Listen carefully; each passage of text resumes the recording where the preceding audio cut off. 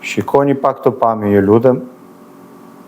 Pamje vërtet dramatike sot nga isha Zotiku i Fierit.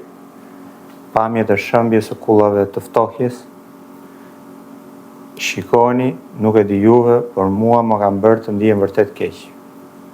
Nuk e imagjinoj që kjo pas ka qenë zgjidhje më e mirë, pa patur asnjë debat publik, pa patur asnjë konsultim, pa marrë interesat real të qytetarëve, pa dëgjuar profesionistët. Nuk e kuptoj.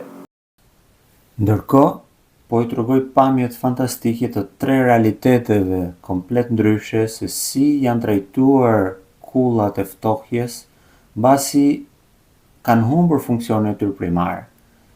Këto pamje fantastike të parat vijnë nga Afrika e Jugut, aty ku dy kulla ftohje gjigandje u transformuan në atraksion botëror të sporteve ekstreme dhe të artit urban. Ato u pikturuan me murales më të mëdha në botë dhe gjenerojnë turizëm dhe të ardhura për komunitetin lokal.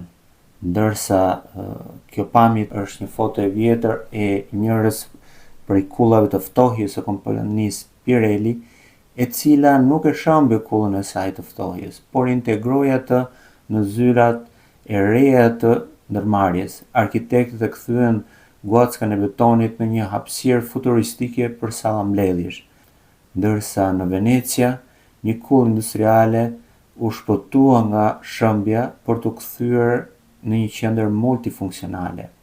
Sot ajo shërben si muze trashëgimisë industriale dhe si një platformë panoramike që ofron pamje unike mbi të gjithë lagunën. Natyrisht, unë nuk po them se në Fier mund të bëni fiks të njëjtat projekte si në Afrikë apo në Itali. Nuk e di gjendjen e tyre strukturore, ndoshta ishin të degraduara, rrezikonin të shëmbeshin, por ajo që unë si arkitekt dhe si qytetar i këtij qyteti nuk e pranoj dot kurrë është se nuk u krijua asnjë debat publik. Nuk u hap asnjë diskutim mbi arkitekturën dhe trashëgiminë tonë industriale. Nuk pati asnjë konsultim me ekspertët për të parë nëse kishte një mundësi të dytë.